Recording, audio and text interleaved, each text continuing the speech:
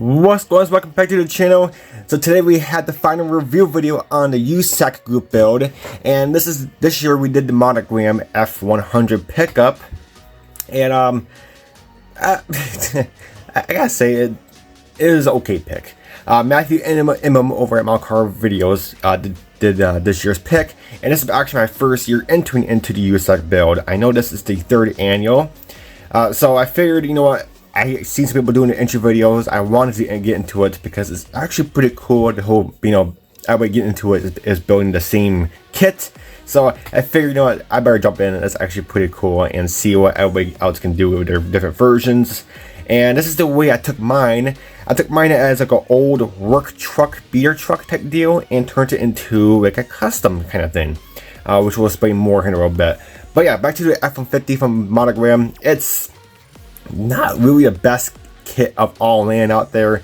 This kit, it does have its issues. The body is nice. I will say the body is nice. The only main issue of this kit is big letdown, I should say, is the whole chassis. Not even just the suspension. I mean, I'm talking about the chassis, the suspension alone, and the engine is kind of poorly detailed as well. But comes with spec to, older mold type deal. But the one that I did, this particular one, is the newest release with the purple art box and a newer, skill level. This is a skill level 4, I believe, the new one. So I gotta say it's probably a skill level 5, that is, because this kit it's not very good. But if you know what you're doing, change out the suspension, and if you want to, you can change out the chassis. I kept the chassis, but I definitely did change out the front and rear suspension, just because it's just, the suspension on this kit it's just so quirky, and it's not really good. But leave the negatives out of the way. Let's get to the positives, and let's show you the way I did mine. And I gotta say, it's nothing but positives. It turned out amazing. It turned out way better than I thought. I built this kit a long time ago, way before I started my YouTube channel, and first building it, obviously, it was not very good. The suspension was all messed up, and I did a poor paint job because I was still using spray cans, and yeah, I had some orange peel in it, and the suspension was all messed up. So I figured, you know what, when I first built this kit, I was never gonna build it again. But Matthew picked it. I was like, oh great. So I had no choice to do it, and I gotta say, this time it worked out good. So Matthew, I actually have to give you a big thank you for picking this kit. This kit, it's a pain in we're in, but if you know what you're doing, it turns out good. So let's go ahead and show you what I did to mine. So this is like an old work truck type deal I did mine. So I did bust up the body a little bit and stuff. The decals is from the parts bin. I believe that's from the AMT Chevy pickup decal sheet that I did not use. Is the Rusty's rust proofing. So these guys are, they're going out back in the 50s when this truck was brand new. They bought this truck brand new for their work vehicle. They were out, rust proofing vehicles. So obviously they're rust proof to their own vehicle, so it's not, I didn't fully rot it out the body, like there's rust holes and stuff. It's just surface rust. And the business went out, my story was like the business went out in early 2000s or 1990s, and they just left the truck rotten in the weeds. So these guys picked it up and decided to keep the rusty body, just give it a nice semi-gloss clear coat to it, and just change out the chassis a little bit, give it an engine swap, and do a nice interior. So the color is a splash paints. This is like a mix of different splash paints bottles I had laying around. I kind of just wanted to free up some space, so I mixed like 2 different or 3 different colors from splash paints. The color turned out okay. I wasn't really a color I was looking for, so that's what made me do this work truck type deal, because my nursery plan was to do a nice restored, nice shiny paint job on it. But the color wasn't really so sure, and this color mix was, it wasn't really the best. That's why you mix things. You just try out new things, and you don't like it, just turn it to a rust bucket. So this looks pretty cool. I got a bunch of leaves on it. These leaves are from Amazon. They're 1/48, 1/25 scale, what you want to call them. Leaves. It's like a 4-pack with different type of leaves, like green, this yellowish, brownish. They have all brown. So I figured, this group build kind of started in kind of north towards fall time, so I had this kind of fall vibes going on. So I figured, let's park it under a tree. Leaves are falling, and it just looks so cool, and it gives it character. In the bed, I did leave the wood beat up. I did put in some actual wood in there, and I kind of beat it up, like they're just tossing stuff in there when this truck was a work truck. So they didn't replace the bed, and there's some soda or beer cans back there, tossed back there. Say like they take this truck to car shows, and you just kind of drink water there, and they kind of forgot to, clean it up. So that's pretty cool. The grill is 3D printed along with the tailgate. The grill is a 3D printed file. I did a V8 grill. That file comes with, like different versions of grills. You got the 2 different types of Ford grills, and you got that V8 one. It's just more slimmer and more slicker version of the one that comes in the kit. And then this is the tailgate that comes with it. Nicer, cursive Ford. It looks really good. And of course, I did add some chain to it, because how they have chains back there. And then the bumpers, I did aluminum and aluminum hubcaps on the wheels. I didn't do any chrome on this. I just did all aluminum, and just kind of give, it's like a work truck. They're not going to have it chromed out, nothing fancy. So aluminum, everything, even the door handles. Yeah, door handles as well. Door handles are 3D printed along with the windshield wipers are 3D printed. The windshield wipers are molded in along with the door handles, but I didn't really care for that, so I shaved out the door handles and the windshield wipers and put in some 3D printed ones. So they're they have a holes through it and stuff. It looks nice. But that's pretty much about the outside. The wheels and tires are 3D printed as well. These are, I call them like wagon wheels. I think they look really good. Nice, white walls. They look really nice. And I didn't red to have that, like work truck vibe going on. So it looks really cool. And also for the front end, I did a front bumper delete and drilled a hole there for some extra airflow. Like the engine they put in this needs some extra airflow, so that looks pretty cool.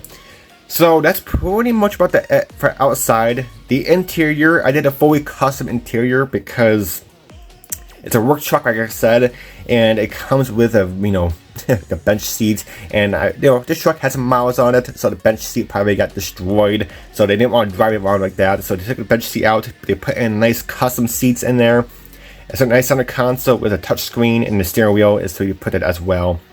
Kind of gives it a nice custom interior. I did gray flocking in a dashboard. I did the same body color as this blue, but I didn't rust it because I don't think dashboards really rust back in the day, because they're kind of like plastic, type deal, but they paint body color anyway. So interior is basic, but it's pretty nice. The only downside about this kit, the bed and the interior is molded in one piece along with your side steps. It's kind of a pain, especially if you want to do like, cut out the bed. You have to deal with the engine or the interior in there and stuff. It's just, this kit is kind of quirky, but you just gotta have to work with it, and it works out at the end. So let's go ahead and go under the hood, and this is where we review the power plant. I went ahead, I'm pretty sure most of us in this community that were into this group build, we basically did an engine swap. So I did a Cowdy engine swap. My particular one, I did supercharge. This is a supercharged Cowdy. I believe this was from the 2017. I believe this is 2017 supercharged engine, and it's massive. This engine is, all Cowdy engines are massive.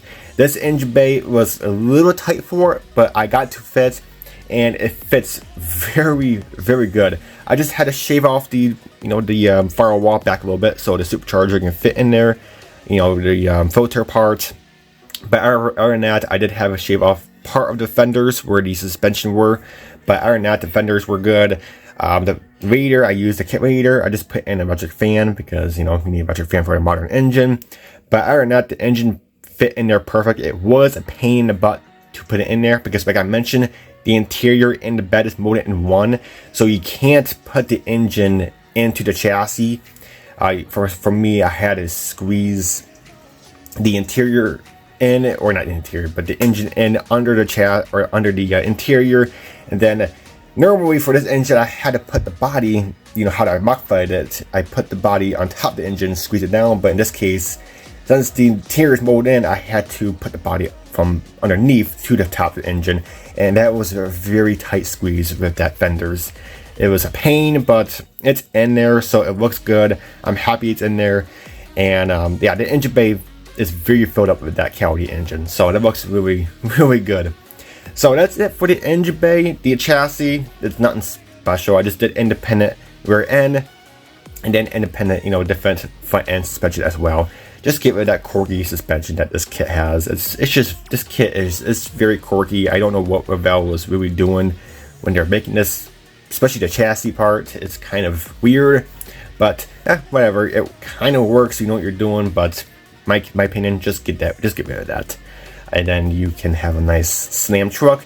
For me, I didn't want to slam it down to the ground because I wasn't really looking for that look. I'm just looking for a nice stance like this, kind of high up, but not really. The wheels in the fender, that's what I was kind of looking for, and it looks really good. But other than that, guys, that's it for my USACC build. That's the way I took mine. I can't wait to see everybody else's. Everybody else is posting this same exact date, so I'll be busy on YouTube for quite some hours, so I'm looking forward to it. But Matthew, good pick. Kind of a pain. I know a lot of people in the community were kind of complaining, but I was kind of too. But I was like, you know what? Nah, I can do this, and just change out the suspension. It's an alright kit.